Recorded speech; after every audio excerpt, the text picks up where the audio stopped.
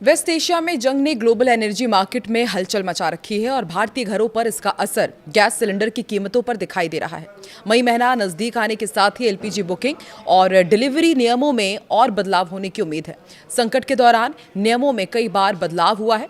1 मई से एलपीजी के कीमतों में और इसके साथ क्या कुछ बदलाव हो सकते हैं, उसका अपडेट आपको मिलेगा इस वीडियो में। इंडियन ऑयल, बीपीसीएल और एचपीसीएल कथित तौर पर नए वितरण और बुकिंग नियमों पर भी चर्चा कर रहे हैं। नमस्कार, मैं हूं आकांक्षा और आप देख रहे हैं न्यूज 18 का digital platform. America, Israel, Iran युद्ध शुरू होने के बाद से तेल कंपनियों ने पूरे भारत में 42.2 किलोग्राम के घरेलू एलपीजी सिलेंडर की कीमतों में 60 रुपए की बढ़ोतरी की थी। 19 किलोग्राम के कमर्शियल सिलेंडर की कीमत 1 महीने के अंदर 3 बार बढ़ी है। अप्रैल 2026 के लिए महानगरों में इसकी कीमत 196 रुपए से बढ़ाकर 218 रुपए तक कर दी गई, जो 7 मार्च को प्रति सिलेंडर 114 रुपए से भी ज्यादा हो गया था। इसी बीच पेट्रोलियम और प्राकृतिक गैस मंत्रालय ने बुकिंग प्रक्रिया को और सख्त कर दिया है। शहरी क्षेत्रों में बुकिंग के बीच का अंतराल 21 दिनों का बढ़ा करके 25 दिन और ग्रामीण क्षेत्रों में 45 दिन तक कर दिया गया है। वर्तमान में लागू ओटीपी आधारित डिलीवरी ऑथेंटिफिकेशन सिस्टम को स्थायी किए जाने की उम्मीद है। सब्सिडी वाले सिलेंडर्स के दुरुपयोग को रोकने के उद्देश्य से ऑनलाइन एलपीजी बुकिंग लगभग 98% तक पहुंच गई है, जबकि डिलीवरी प्रमाणीकरण कोड यानी कि ओटीपी आधारित जो डिलीवरी है लगभग वो 94% तक पहुंच गई है। साथ ही सरकार ने प्रधानमंत्री उज्ज्वला योजना के लाभार्थियों के लिए आधार आधारित बायोमेट्रिक प्रमाणीकरण अनिवार्य कर दिया, यानी कि यदि आपने आधार बायोमेट्रिक प्रमाणीकरण नहीं किया है तो फिर गैस मिलने में आपको दिक्कत हो सकती है। मंत्रालय ने इसके साथ ही ये भी स्पष्ट किया है कि ई-केवाईसी की आवश्यकता केवल उन एलपीजी उपभोक्ताओं पर लागू होती है जिन्होंने अभी तक इसे पूरा नहीं किया है। जो लोग पीएमयूवाई के कस्टमर्स नहीं हैं और पहले ये प्रोसेस पूरी कर चुके हैं, उन्हें इसे दोहराने की आवश्यकता नहीं होगी। पीएमयूवाई कस्टमर्स के लिए प्रमाणीकरण केवल वित्तीय वर्ष में एक बार आवश्यक है और केवल 7 रिफिल के बाद। पीएनजी पर स्विच करें, ऐसे में सवाल ये उठ खड़ा हो रहा है। नीतिगत बदलावों में एक महत्वपूर्ण बदलाव सरकार द्वारा घरों को एलपीजी से पाइपलाइन वाली नेचुरल गैस की ओर ले जाने का प्रयास भी है। पीएनजी के कंज्यूमर्स को पहले ही घरेलू एलपीजी कनेक्शन सरेंडर करने से मना किया जा चुका है और नए कनेक्शन के लिए आवेदन करने पर भी प्रतिबंध लगा दिया गया है। मार्च के अंत में एक सरकारी आदेश जारी हुआ था जिसमें एक कदम और आगे बढ़ते हुए कहा गया है कि अगर कोई परिवार अपने क्षेत्र में उपलब्धता होने के बावजूद पीएनजी में एलपीजी का उपयोग शुरू नहीं करता है तो 3 महीने बाद एलपीजी की आपूर्ति बंद कर दी जाएगी। आपको ये भी जानकारी दे दें कि मार्च से अब तक लगभग 5,45,000 पीएनजी कनेक्शन स्थापित किए जा चुके हैं और अतिरिक्त 2,62,000 कनेक्शन के लिए इंफ्रा तैयार है, जिससे कुल संख्या करीब 8,07,000 तक जा पहुंची है और करीब 6,14,000 ग्राहकों ने नए कनेक्शन के लिए रजिस्ट्रेशन भी कराया है। बता दें कि मौजूदा भू राजनीतिक अस्थिरता के बावजूद सरकार ने आश्वासन दिया है कि घरेलू एलपीजी, घरेलू पीएनजी और परिवहन के लिए सीएनजी की 100% आपूर्ति सुनिश्चित की जा रही है। कमर्शियल क्षेत्र में अस्पतालों, शैक्षणिक संस्थानों और फार्मा, इस्पात, ऑटोमोबाइल, बीज और कृषि जैसे क्षेत्रों को प्राथमिकता दी जा रही है। प्रवासी श्रमिकों के लिए 5 किलोग्राम के सिलेंडर्स की आपूर्ति भी दोगुनी कर दी गई है। हॉर्मुज टेंशन जारी है और इसे लेकर अमेरिका और ईरान के बीच ठनी हुई है। भले ही मिडिल ईस्ट युद्ध में अभी दोनों देशों के बीच सीज फायर चल रहा है, लेकिन तेल गैस की सप्लाई पर संकट बरकरार है। भारत में खास तौर पर एलपीजी क्राइसिस से निपटने के लिए सरकार ने तमाम कदम भी उठाए हैं और उनका फायदा भी मिल रहा है। सरकार द्वारा उठाए गए इन कदमों में एलपीजी प्रोडक्शन में इजाफे के साथ ही सिर्फ खाड़ी देशों पर निर्भरता न रखकर अन्य देशों से गैस का आयात भी शामिल है। अब सरकारी तेल कंपनियों ने स्पॉट मार्केट से खरीदारी भी शुरू कर दी है ताकि किसी भी स्थिति में देश के लोगों को सप्लाई में कमी की दिक्कतों का सामना ना करना पड़े। वेस्ट एशिया में तनाव के कारण गैस सप्लाई अभी भी बाधित चल रही है।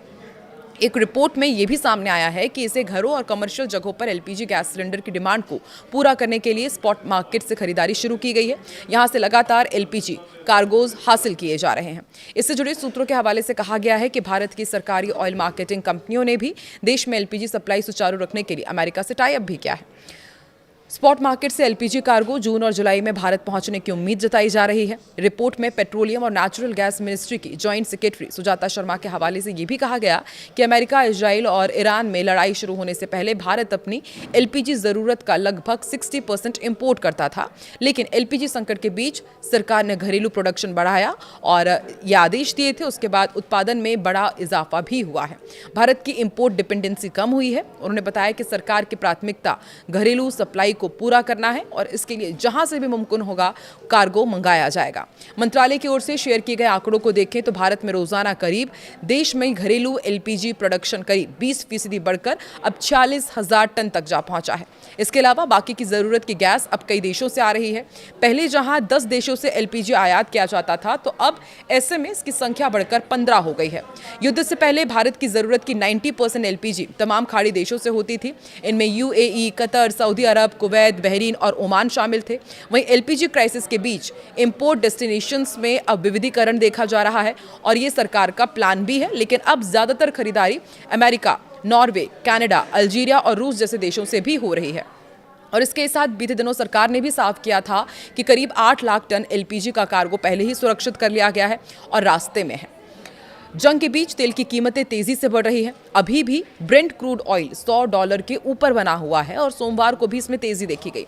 तेल की कीमतों में स्ट्रेट ऑफ हॉर्मुज के रुकावट के कारण आई हुई है और हालांकि अभी रॉयटर्स की रिपोर्ट में ऐसा दावा किया गया है कि ईरान ने हॉर्मुज खोलने पर सहमति जताई है और फिर से दोनों देशों के बीच बातचीत होने का अनुमान है। इसी बीच भारतीय कंपनी ने यह भी बताया कि उसे लीबिया के एरिया 95-96 ब्लॉक में तेल और गैस का नया भंडार मिला है। ये एक बहुत अच्छी खबर है पूरे देशवासियों के लिए। ये खोज कंपनी के ओवरसीज यानी कि विदेशी एक्सप्लोरेशन पोर्टफोलियो के लिए काफ़ी खास माना जा रहा है और कंपनी ने शेयर बाजार को यह भी बताया कि ऑयल इंडिया के इस प्रोजेक्ट में 25% हिस्सेदारी है। कंपनी एक भारतीय कंसोर्टियम का हिस्सा है जिसमें IOCL भी शामिल है। ये ब्लॉक लीबिया के साउथ वेस्ट हिस्से में है और घड़ा में बेसिन नाम के बेहद संवेदनशील क्षेत्र में आता है। इस पूरे ब्लॉक का एरिया करीब 6,630 वर्ग किलोमीटर का है और इस ब्लॉक का ऑपरेशन सिपेक्स नाम की कंपनी कर रही है और यहाँ पर कुल 8 एक्सप्लोरेटरी कुएं भी बताए जा रहे हैं कि खोदने की योजना है। इनमें से अब तक 5 कुओं की ड्रिलिंग पहले से ही पूरी हो चुकी थी, जिनमें 2012 से लेकर 2014 के बीच 4 कुओं में तेल और गैस की खोज हुई थी। फिर से काम शुरू होने पर छठे कुएं में A196/02 की ड्रिलिंग की गई, जिसमें नई गैस और ऑयल गैस की खोज हुई है।